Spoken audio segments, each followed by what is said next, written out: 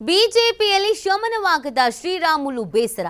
BJP ನಾಯಕರಿಂದಲೇ ಮುನಿಸಿಕೊಂಡಿರುವಂತ Sriramulu ನಾಳೆ ರಾಜ್ಯಕ್ಕೆ ಬರ್ತಾ ಇರುವ ಅಮಿತ್ ಶಾ ಭೇಟಿಗೆ ಮುಂದಾದ ರಾಮುಲು. ಪಕ್ಷದಿಂದಾದ ಅವಮಾನದ ಬಗ್ಗೆ ಅಮಿತ್ ಶಾಗೆ ದೂರು ನೀಡಬೇಕು ಅಂತ ಪ್ಲಾನ್ ಇದೆ. ಪ್ರತ್ಯೇಕವಾಗಿ ಅಮಿತ್ ಶಾರನ್ನ ಭೇಟಿಗೆ ಮುಂದಾಗ್ತಾ ಇದ್ದಾರೆ ಶ್ರೀರಾಮುಲು. ಸಂಡೂರು ಸೋಲಿಗೆ ಶ್ರೀರಾಮುಲು ಕಾರಣ ಎಂಬ ಆರೋಪ ವಿವರಣೆ ನೀಡೋದಕ್ಕೆ ಮುಂದಾಗ್ತಾ ಇದ್ದಾರೆ ರೆಬಲ್ನ ಲೀಡರ್. ನೋಡಿ, ರಾಮುಲು ಅವರು ಕೆಲವು ದಿನಗಳಿಂದ ಕೆಲವು ತಿಂಗಳಿಂದ ಬಿಜೆಪಿಯಿಂದ ಅಂತರ ಕಾಯ್ದುಕೊಂಡಿದ್ದಾರೆ. ಕಾರಣ ಬಿಜೆಪಿಯಲ್ಲೇ ಅವರಿಗೊಂದಷ್ಟು ಬೇಸರ ಆಗಿದೆ. ಬಿಜೆಪಿಯ ನಾಯಕರಿಂದಲೇ ಅವರು ಮುನಿಸ್ಕೊಂಡಿದ್ದಾರೆ, ಎಲ್ಲದರಿಂದ ಅಂತರ ಕಾಯ್ದುಕೊಂಡಿದ್ದಾರೆ. ಅದರಲ್ಲೂ ಜನಾರ್ದನ್ ರೆಡ್ಡಿ ಅವರು ಆಕ್ಟಿವ್ ಆಗ್ತಾ ಇದ್ದ ಹಾಗೇನೆ ರಾಮುಲು ಅವರು ಫುಲ್ ಸೈಡ್ ಲೈನ್ ಆಗ್ಬಿಟ್ರು. ಸೊ ಯಾಕೆ ಈಗೇನು ಅನ್ನೋ ಪ್ರಶ್ನೆಗಳ ನಡುವೆ ರಾಮುಲು ಅವರ ಮುಂದಿನ ನಡೆಗೇನು ಅನ್ನೋದು ಕೂಡ ಕುತೂಹಲ ಇತ್ತು. ಕೆಲವೊಮ್ಮೆ ಕಾಂಗ್ರೆಸ್ಗೆ ಸೇರ್ಪಡೆ ಆಗ್ತಾರೆ ಅನ್ನುವಂಥ ಸುದ್ದಿ ಕೂಡ ವೈರಲ್ ಆಗಿತ್ತು.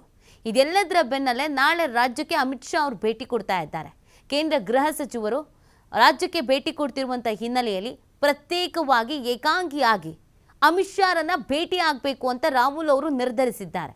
ಯಾರ ಸಖ್ಯವೂ ಮಾಡದೆ, ಯಾರ ಸಹವಾಸವೂ ಮಾಡದೆ ಒಬ್ಬರೇ ಅಮಿತ್ ಶಾರನ್ನ ಭೇಟಿಯಾಗಿ ಏನೇನು ಸಮಸ್ಯೆ ಆಯಿತು, ಸಂಡೂರಿನಲ್ಲಿ ಸೋಲೋದಕ್ಕೆ ಕಾರಣವೇನು, ನಿಜವಾಗ್ಲೂ ಕಾರಣರಾದವರು ಯಾರು, ಸೊ ಇದೆಲ್ಲದರ ಬಗ್ಗೆ ವಿವರಿಸೋದ್ರ ಜೊತೆಗೆ ಯಾರ್ಯಾರ ಮೇಲೆ ಅಸಮಾಧಾನ ಇದೆ, ಯಾರ್ಯಾರ ಮೇಲೆ ಮುನಿಸಿದೆ, ಯಾರ ನಿಲುವಿಂದ ಯಾರ ನಡೆಯಿಂದ ನಾನು ಬಿಜೆಪಿಯಿಂದ ಅಂತರವನ್ನು ಕಾಯ್ದುಕೊಂಡಿದ್ದೇನೆ, ಇದೆಲ್ಲದರ ಬಗ್ಗೆ ಚಾಚೂ ತಪ್ಪದೆ ಅಮಿತ್ ಶಾ ಅವರ ಬಳಿ ಹೇಳ್ಕೊಳ್ಬೇಕು ಅಂತ ಪ್ಲಾನ್ ಮಾಡ್ಕೊಂಡಿದ್ದಾರೆ. ಅದಕ್ಕೆ ಅಂತ ಸಮಯ ಫಿಕ್ಸ್ ಮಾಡ್ಕೊಂಡಿದ್ದಾರೆ ಅನ್ನೋದು ಗೊತ್ತಾಗ್ತಾ ಇದೆ. ಬಟ್ ನಾಳೆ ಆಗತ್ತಾ ಅಮಿತ್ ಶಾರನ್ನ ಭೇಟಿ ಆಗೋದಕ್ಕೆ? ರಾಮುಲು ಅವ್ರ ಜೊತೆಗೆ ಅಮಿತ್ ಶಾ ಅವರು ಮಾತನಾಡ್ತಾರಾ ಪ್ರಶ್ನೆ. ನೋಡಿ, ಈ ಹಿಂದೆ ಈಶ್ವರಪ್ಪನವರು ಕೂಡ ಇದೇ ಥರ ಬೇಸರ ಮಾಡ್ಕೊಂಡು ಅಂತರ ಕಾಯ್ದುಕೊಂಡಿದ್ರು. ಬಿಜೆಪಿಯ ನಾಯಕರುಗಳು ನನ್ನನ್ನು ಕರೆಸ್ಕೊಳ್ತಾರೆ, ಮಾತಾಡ್ತಾರೆ ಅನ್ನೋ ನಂಬಿಕೆ ಇತ್ತು. ಬಟ್ ಅದು ಹಾಗೆ ಉಳಿದೋಯ್ತು, ಅವ್ರು ಬಿಜೆಪಿಯಿಂದನೇ ದೂರ ಆಗ್ಬಿಟ್ರು. ಈಗ ರಾಮುಲು ಅವರು ಒಂದು ಕಾಲದಲ್ಲಿ ಬಿಜೆಪಿಯಲ್ಲಿ ಸಿಕ್ಕಾಪಟ್ಟೆ ಆಕ್ಟಿವ್ ಆಗಿದ್ದಂಥ ನಾಯಕ. ಆದರೆ ಅದ್ಯಾಕೋ ಗೊತ್ತಿಲ್ಲ, ಪಕ್ಷದ ಒಳಗಿನ ಮುನಿಸು ಅವ್ರನ್ನ ಅಂತರ ಕಾಯ್ದುಕೊಳ್ಳುವಂತೆ ಮಾಡಿದೆ. ಬಿಜೆಪಿ ಹೈಕಮಾಂಡ್ ನಾಯಕರು ನನ್ನ ಜೊತೆಗೆ ಮಾತಾಡ್ತಾರೆ, ನನ್ನ ಸಮಸ್ಯೆಗೆ ಬಗೆಹರಿಸ್ತಾರೆ, ಉತ್ತರ ಕೊಡ್ತಾರೆ ಅನ್ನುವಂಥ ನಿರೀಕ್ಷೆಯನ್ನು ಅವರೇನೋ ಇಟ್ಕೊಂಡಿದ್ದಾರೆ.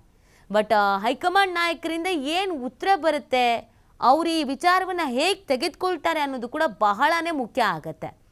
ಸೊ ಆ ಕಾರಣಕ್ಕಾಗಿ ನಾಳೆ ರಾಮುಲು ಅವರು ಅಮಿತ್ ಶಾರನ್ನ ಭೇಟಿ ಆಗ್ತಾರಾ, ಭೇಟಿ ಆಗೋದಕ್ಕೆ ಅವಕಾಶ ಸಿಗತ್ತಾ, ಅಮಿತ್ ಶಾ ಅವರು ರಾಮುಲು ಅವರಿಗೆ ಏನು ಹೇಳಬಹುದು, ಅಥವಾ ಯಾವುದೇ ರೀತಿಯಾದಂಥ ನಿರ್ಧಾರ ತೆಗೆದುಕೊಳ್ಳೋದು ಬೇಡ, ಯಾರನ್ನೂ ಭೇಟಿ ಆಗೋದು ಬೇಡ ಅಂತ ರಾಮುಲು ಅವರೇ ಅಂತರವನ್ನು ಕಾಯ್ದುಕೊಂಡು ದೂರಾನೇ ಉಳಿದು ಬಿಡ್ತಾರಾ ನೋಡಬೇಕಿದೆ.